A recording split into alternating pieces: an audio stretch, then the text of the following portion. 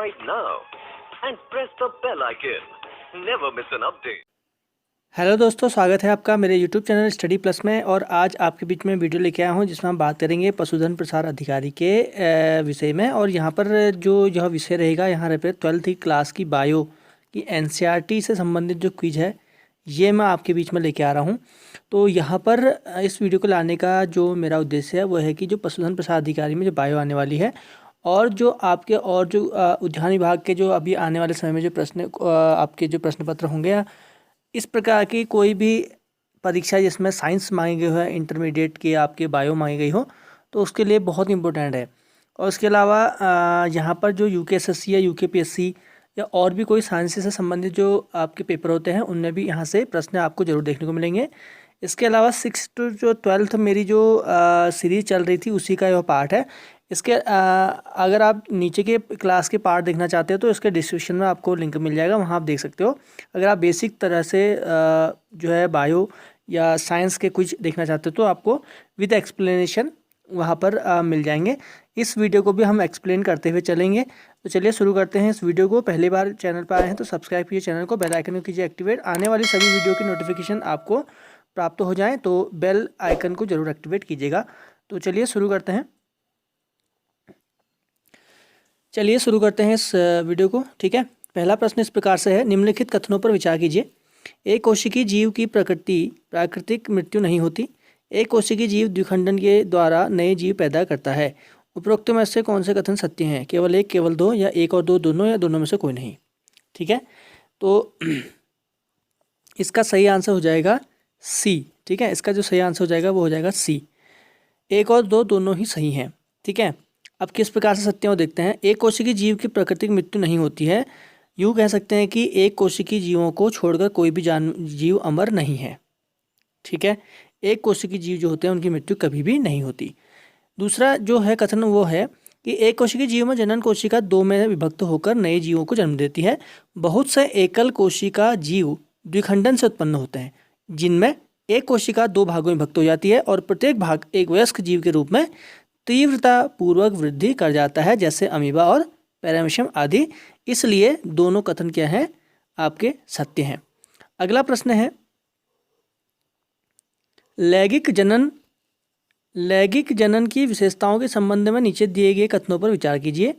इसमें एकल जीव संतति उत्पन्न करने की क्षमता रखता है। 2, अलैंगिक जनन केवल पादपों में पाया जाता है। 3, इस विधि द्वारा उत्पन्न होने वाली संतति आनुवांशिक रूप से एक समान होती है। उपरोक्त में से कौन से कथन सत्य हैं? तो केवल एक और दो, केवल दो, केवल एक दो तीन, तीनों, और केवल एक और तीन। तो इसमें कौन से कथन सत्य हैं ये आपको बताने हैं। तो इसमें जो कथन सत्य हैं वो हैं केवल एक और तीन, यानी कि डी वाला इसमें सही है। ये देखो डी वाला जो ऑप्शन है इसमें ये सही है। ठीक है, केवल एक और तीन। तो केवल एक और तीन इसमें सही हैं। अब देखते हैं कि हम व्याख्या करते हैं कि ये कैसे सही हैं। अलैंगिक जनन विधि में एकल जीव जनन संतति उत्पन्न करने की क्षमता रखता है। ठीक है, वह केवल, ठीक है, तो रखता है। इसके परिणाम स्वरूप जो संतति उत्पन्न होती है वह केवल एक दूसरे के समरूप ही नहीं बल्कि अपने जनक के एकदम समान होती है, अर्थात ये संततियाँ आनुवांशिक रूप में भी समान होती है। ठीक है, पहला कथन। दूसरा कथन असत्य इसलिए है क्योंकि अलैंगिक जनन सामान्य रूप से एकल जीव, पादप तथा जीव आदि में पाया जाता है, अपेक्षाकृत साधारण जीव आदि में पाया जाता है। ठीक है, तो ये है पहला वाला जो मैंने आपको बताया था वो एक और तीन के लिए सत्य है, और पहला वाला जो असत्य हो किस लिए असत्य मैंने आपको बता दिया, क्योंकि अलैंगिक जनन सामान्य रूप से एकल जीव, पादप और जीव आदि में पाया जाता है, इसलिए दूसरा क्या है? गलत है। अगला प्रश्न देखते हैं। अगला प्रश्न इस प्रकार से है,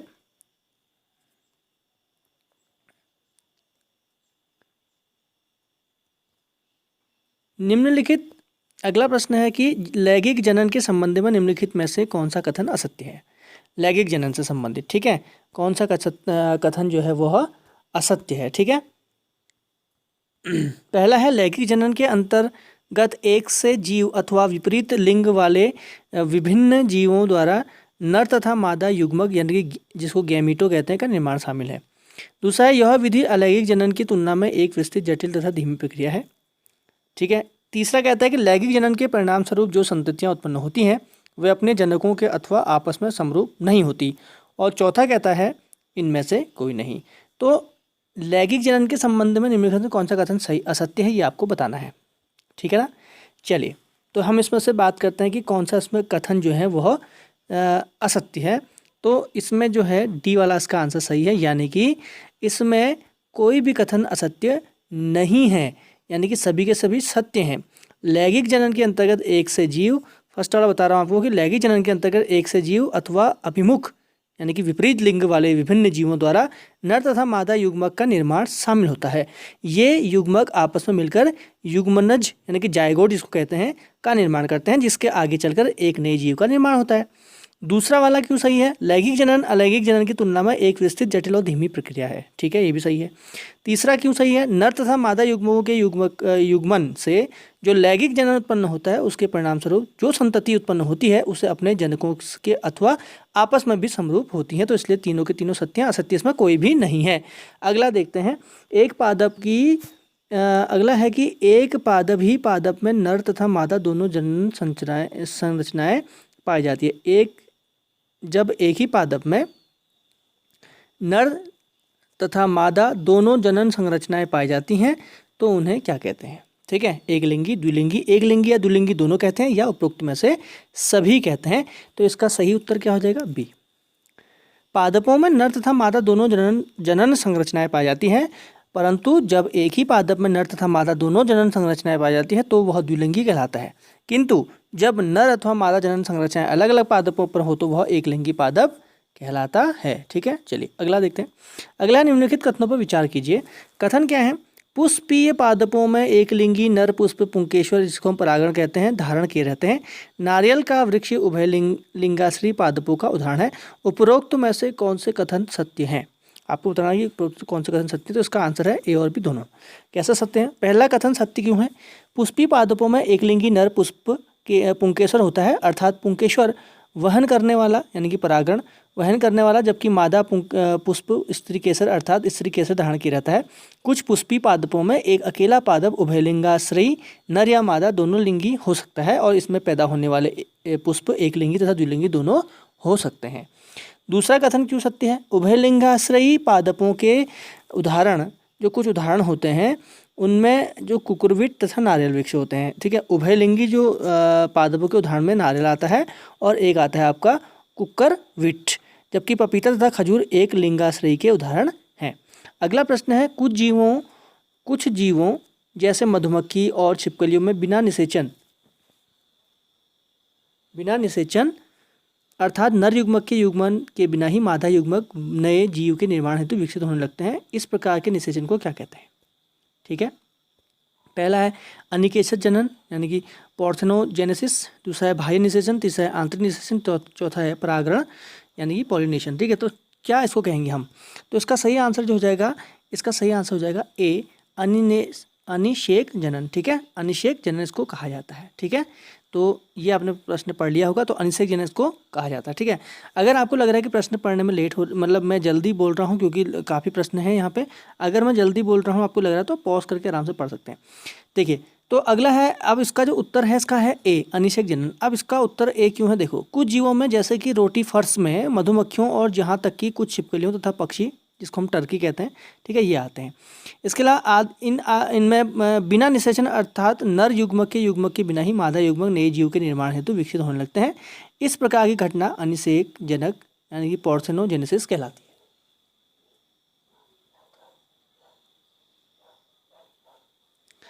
अगला देखो, अगला प्रश्न है, निम्नलिखित में से किस जीवों में बाह्य निषेचन होता है? ठीक है, शैवाल, मछली, सांप या मेढक। ठीक है, किस में है बाह्य निषेचन होता है? इसमें बाह्य निषेचन होता है केवल 1 2 में, 1 2 3 4 में, 1 2 4 में बी वाला, और दूसरा है 3 और 4 में, और चौथा है उपरोक्त में सभी में। ठीक है, तो किस में होगा? तो इसका जो उत्तर है वो हो जाएगा बी, केवल 1 2 और 4। 1 कौन है? शैवाल, 2 कौन है? मछली, और 4 क्या है? मेढक। अधिकतर जलीय जीवों में जैसे अधिकतर शैवालों तथा मछलियों, यहाँ तक कि जल स्थल चल प्राणियों में भी युग्मक संलयन बाहरी माध्यम में अर्थात जीव के शरीर के बाहर संपन्न होता है। इस प्रकार के युग्मक संलयन को बाह्य निषेचन कहते हैं।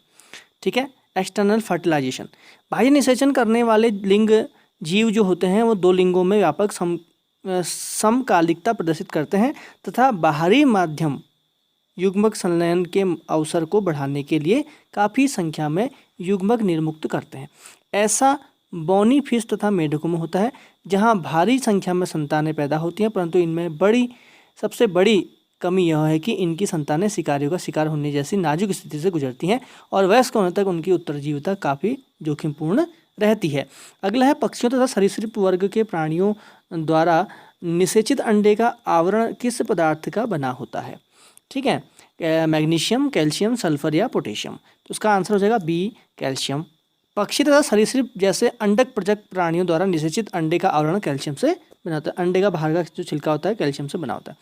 अगला जो है, निम्नलिखित में से कौन सा पुष्प नर जननांग अंग का प्रतिनिधित्व करता है? उमंग, जायांग, यह गुरुबीजाणुधानी और परागण। ठीक है, तो इसका सही आंसर जो हो जाएगा वो कौन सा हो जाएगा? तो इसका सही आंसर हो जाएगा ए, पुमंग। ठीक है, तो इसका सही आंसर क्या हो जाएगा? पुमंग हो जाएगा। ठीक है, पुष्प में नर एवं माला जनन संरचनाएं पुमंग तथा जायांग विभेदित एवं विकसित रहती हैं। पुमंगों से भरपूर पुंकेसरों को गोला नर जनन अंग का तथा जायांग स्त्री मादा जनन अंग का प्रतिनिधित्व करता है। ठीक है, अगला है, निम्नलिखित कथनों पर विचार कीजिए। परागकण के परिपक्व होने से उनमें कायिक कोशिका तथा जनन कोशिका का विकास होता है। पुष्पीय पौधों के परागण पोषक तत्वों से भरपूर होते हैं। उपयुक्त कथनों में से कौन सा सत्य है या सत्य है? केवल एक, केवल दो, केवल एक और दो, और एक या ना तो एक ना तो दो। तो इसका सही आंसर क्या होगा? इसका जो सही आंसर होगा वो होगा सी, एक और दो दोनों। ठीक है, दोनों कथन सत्य क्यों है? जब परागकण परिपक्व होता है तब उसमें दो कोशिकाएं, कायिक कोशिका तथा जनन कोशिका समाहित होती हैं। कायिक कोशिका बड़ी होती है जिसमें प्रचुर खाद्य भंडार तथा विशाल अनियमित आकृति का केंद्रक होता है, जबकि जनन कोशिका छोटी होती है और कायिक कोशिका के जीवद्रव्य में तैरती है। ठीक है, दूसरा क्यों है? परागकण पोषण से भरपूर होते हैं। हाल के वर्षों में ही आहार संपूरकों के रूप में पराग गोलियों यानी कि टैबलेट्स के लेने का प्रचलन बढ़ा है। पश्चिमी देशों में भारी मात्रा में पराग उत्पादन गोलियों एवं सिरप के रूप में बाजार में उपलब्ध है। पराग खपत का यह दावा है कि यह खिलाड़ियों की एवं धावक अश्व घोड़ों की कार्य क्षमता की वृद्धि करता है। ठीक है, अगला है, पुष्पों के परागकणों को संरक्षित करने के लिए किया जाता है। ठीक है, क्या किया जाता है? क्या उपयोग में किया जाता है? लैक्टिक अम्ल, द्रव्य नाइट्रोजन, द्रव्य ऑक्सीजन या इथाइल अल्कोहल। ठीक है, इसका सही आंसर हो जाएगा बी, द्रव्य नाइट्रोजन। बहुत से पुष्पों के परागकणों को द्रव्य नाइट्रोजन -196 डिग्री सेंटीग्रेड में कई वर्षों तक भंडारित किया जाता है। इस प्रकार से भंडारित पराग का प्रयोग बीज भंडार यानी कि जिसको हम बीज भंडार बैंक कहते हैं कि भांति पराग भंडारों बैंकों के रूप में फसल प्रजनन कार्यक्रम में किया जाता है। अगला प्रश्न है, निम्नलिखित में कथनों पर विचार कीजिए। पुष्प पादपों में निषेचन परागकण की प्रक्रिया के द्वारा होता है। और दूसरा है, पौधों में परागकण केवल जीवीय प्राणी कारक या अभिकर्म के द्वारा ही होता है। उपयुक्त में से कौन से कथन सही हैं? केवल एक, केवल दो, एक और दो दोनों, ना ही एक ना ही दो। तो इसका सही आंसर हो जाएगा ए, केवल एक।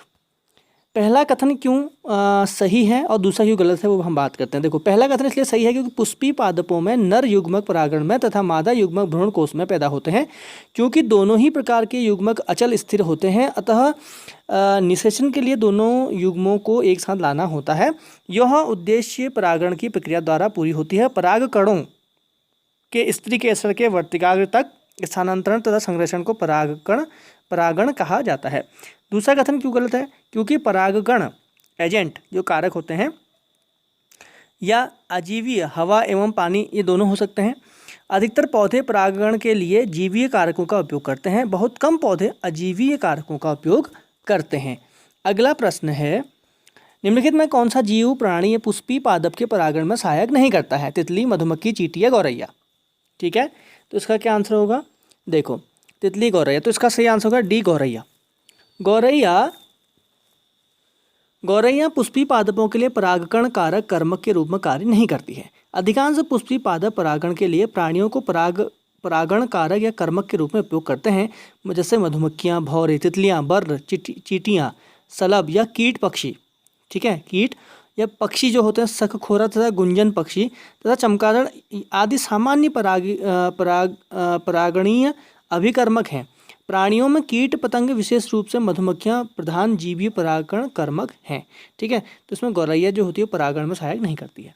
अगला है बोरा वस्त्र तकनीक, इसको हम बैगिंग टेक्निक कहते हैं। विपुंसन तकनीक संबंध है। ठीक है, तो किससे संबंध है? पुष्पी पादपों के कृत्रिम परागण से, फसलों को लंबे समय के संरक्षित रखने से, पुष्पी पादपों को कृत्रिम प्रकाश के द्वारा विषम जलवायु परिस्थितियों के उत्पन्न करने से, या पुष्पी पादपों के कृत्रिम संकरीकरण से। तो इसका सही आंसर क्या हो जाएगा? वो हो जाएगा डी। डी क्या है इसका? पुष्पीय पादपों के कृत्रिम संकरीकरण से। तो ये इसका सही आंसर है। अब कैसे सही आंसर है देखो, पुष्पी पादपों के कृत्रिम संकरीकरण हेतु बोरा वस्त्र तकनीक, इसको हम बैगिंग टेक्निक कहते हैं, तथा विपुंसक तकनीक का उपयोग किया जाता है। कृत्रिम संकरीकरण फसल की उन्नति या प्रगतिशीलता कार्यक्रम के लिए एक प्रमुख उपागम है। इस प्रकार के संकरण प्रयोगों हेतु यह सुनिश्चित करना महत्वपूर्ण है कि केवल अपेक्षित परागों का उपयोग परागण के लिए किया जाए तथा वर्तिकाग्र को प्रदूषण से बचाया जाए। वर्तिकाग्र को संदूषण से बचाया जाए, संदूषण से बचाया जाए, जिसको अनापेक्षित परागों से बचाया जाए। ठीक है, तो इसका सही आंसर हो जाएगा डी। चलिए आगे बढ़ते हैं। निम्नलिखित में से कौन सा या से आभासी फल यानी कि फॉल्स फ्रूट का उदाहरण है? बहुत इंपॉर्टेंट है। केला, सेब, स्ट्रॉबेरी। तो केवल एक, केवल दो, तीन, या केवल तीन, या इनमें से सभी? तो उपयुक्त तो सभी। तो इसका सही आंसर क्या हो जाएगा? बी, केवल दो और तीन। जिन फलों की रचना में पुष्पासन यानी कि थैलेमस की महत्वपूर्ण भूमिका होती है उन्हें आभासी मिथ्या फल कहते हैं, यानी कि फॉल्स फ्रूट कहते हैं, जैसे स्ट्रॉबेरी और सेब और काजू, और इसके अलावा भी बहुत सारे हैं। ठीक है, तो ये सब क्या कहते हैं? फॉल्स फ्रूट कहलाते हैं। ठीक है, केला अनिषेक जनित फल है। ठीक है, इसको क्या होता है? अनिषेक जनित फल होता है, तो केला इसमें नहीं आएगा। ठीक है, अगला है। निम्नलिखित कथनों पर विचार कीजिए। वे फल जो अंडाशय में विकसित होते हैं उन्हें वास्तविक फल कहते हैं। दूसरा, वे फल जो बिना निषेचन के विकसित होते हैं उन्हें अनिषेचित जनित फल कहते हैं, अनिषेक जनित फल कहते हैं। अनिषेक जनित फल बीज रहित होते हैं। उपयुक्त कथनों में से कौन से कथन सत्य है? केवल एक, केवल दो और तीन, केवल एक और तीन, या उपयुक्त में से सभी? ठीक है, तो कौन से कथन इसमें से सही है? तो इसमें जो कथन सही हैं वो बिल्कुल सभी सही हैं। डी इसका सही आंसर है। अब डी इसका सही आंसर कैसे है ये देखते हैं हम, डी क्या कह रहा है। ठीक है, तो डी इसका सभी आपने देख लिया, सभी हैं।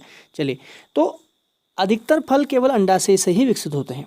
ठीक है, उन्हें यथार्थ या वास्तविक फल कहते हैं, उदाहरण टमाटर, अंगूर आदि। ठीक है, ये किस में होते हैं? अंडाशय से विकसित होते हैं। तो वो ट्रू फॉल्स, आपको रियल फ्रूट जिसको हम वास्तविक कहते हैं। अब मैंने आपको फॉल्स फ्रूट का उदाहरण बताया था। फलों की कुछ ऐसी प्रजातियां भी हैं जिनमें बिना निषेचन के फल विकसित होते हैं। ऐसे फलों को हम अनिषेक जनित फल कहते हैं। अनिषेक जनित फल कहते हैं। किनको कहते हैं? जो निषेचन के फल, जो बिना निषेचन के फल विकसित होते हैं उन्हें हम अनिषेक जनित फल कहते हैं। केला इसका एक उदाहरण है। अभी मैंने यहाँ पे बताया था आपको, केला क्या है? इसका उदाहरण है। इस प्रकार के फल बीज रहित होते हैं, इनमें बीज नहीं होता है। केला आपने खाया है, केले में बीज नहीं पाए जाते हैं। ठीक है ना। चलिए अगला है। धरती पर पाए जाने वाली घास बिना निषेचन के ही बीज पैदा कर लेती है। इस प्रक्रिया को क्या कहते हैं? इस प्रक्रिया को क्या कहते हैं? पहला है असंगजनन, दूसरा है बहुभ्रूणता, तीसरा है प्रसुप्ति, चौथा है अनिषेक जनन। तो इसका सही आंसर क्या हो जाएगा? ए, अपोमिक्सिस। ठीक है, तो इसको क्या बोलते हैं? असंगजनन। यद्यपि सामान्य तौर पर बीज निषेचन के परिणाम होते हैं, कुछ एक पुष्पी पादपों जैसे कि ऑस्ट्रेसिया तथा घासों ने बिना निषेचन के ही बीज पैदा करने की प्रक्रिया विकसित कर ली है, जिसे हम असंगजनन, अपोमिक्सिस कहते हैं। ठीक है, इसका पहला आंसर सही है बिल्कुल। ठीक है, चलिए अगला देखते हैं, ज़्यादा नहीं है। अगला है नर जर्म कोशिकाएं शुक्राणु का निर्माण करती है अर्धसूत्री विभाजन द्वारा, समसूत्री विभाजन द्वारा, अर्धसूत्री समसूत्री दोनों द्वारा, या असूत्री विभाजन द्वारा। ठीक है ना। चलिए, तो इसका सही आंसर क्या हो जाएगा? ए, अर्धसूत्री विभाजन द्वारा। प्रत्येक वृषण पालिका के अंदर 1 से लेकर 3 अतिकुंडलित शुक्र जनन नलिकाएं, ठीक है, होती हैं, जिसमें शुक्राणु पैदा होते हैं। प्रत्येक शुक्रजनक नलिका का भीतरी भाग दो प्रकार की कोशिकाओं से स्तरित होती है, जिसे हम नर जर्म कोशिकाएं और सर्टोली कोशिकाएं कहते हैं। नर जर्म कोशिकाएं अर्धसूत्री विभाजन या अर्धसूत्रण के फलस्वरूप शुक्राणु का निर्माण करती हैं, जबकि सर्टोली कोशिकाएं जर्म कोशिकाओं को पादप पोषण प्रदान करती हैं। ठीक है, चलिए आगे है। निम्नलिखित में से मानव शरीर के किस अंग में निषेचन फर्टिलाइजेशन की क्रिया होती है? गर्भाशय में, अंडवाहिनी में, अंडाशय में या गर्भाशय ग्रीवा में? ठीक है, तो किस में होती है? तो इसका सही आंसर क्या हो जाएगा? बी, अंडवाहिनी ओविडक्ट में। निषेचन स्त्री जनन तंत्र के अंतर्गत अंडवाहिनी में संपन्न होता है। यहाँ नर युग्मक जो शुक्राणु जिसे हम कहते हैं, मादा युग्मक अंडाणु में निषेचन क्रिया के द्वारा युग्मनज, ठीक है, तो युग्मनज जिसको हम जायगोट का निर्माण करते हैं। ठीक है, जिसे हम जायगोट कहते हैं, युग्मनज जायगोट का निर्माण करता है। अगला है पुरुषों में किशोरावस्था यौनारंभ के समय शुक्राणु जनन की प्रक्रिया किस हार्मोन के स्राव के कारण आरंभ होती है? ठीक है, steroid hormone, cortisol hormone, testosterone hormone या गोनेडोट्रोपिन रिलीजिन हार्मोन? ठीक है, यह क्या हो जाएगा? Gonadotropin release hormone. ठीक है, तो इसका सही आंसर जो हो जाएगा वो हो जाएगा डी। डी इसका सही आंसर है। ठीक है, तो डी इसका क्या है? सही आंसर है गोनेडोट्रोपिन रिलीजन हार्मोन। पुरुषों में शुक्र जनन प्रक्रिया किशोरावस्था यौनारंभ से होने लगती है, क्योंकि इस दौरान गोनेडोट्रोपिन रिलीजन हार्मोन के स्रावण में काफ़ी वृद्धि हो जाती है। तो दोस्तों यह थी आज की वीडियो, जिसमें हमने 20 प्रश्नों को यहाँ पर डिस्कस किया। इन प्रश्नों को हमने यहाँ पर डिस्कस किया था, इसका एक्सप्लेन किया था। ठीक है, तो मिलते हैं आपसे नेक्स्ट वीडियो में बहुत जल्द। ठीक है, तो तब तक के लिए इस वीडियो को शेयर कीजिए, सब्सक्राइब कीजिए चैनल को और शेयर जरूर करना। जितना ज़्यादा रिस्पांस मिलेगा तो उतनी जल्दी इसकी नई नेक्स्ट वीडियो आएगी, नहीं तो अगर उसमें रिस्पांस नहीं मिलेगा तो कोई फ़ायदा नहीं इतनी मेहनत करके वीडियो बनाने का। इतनी मेहनत करने के बाद भी आपको रिस्पांस नहीं मिलता है तो फिर उस और मेहनत करने से कोई फ़ायदा है नहीं। ठीक है।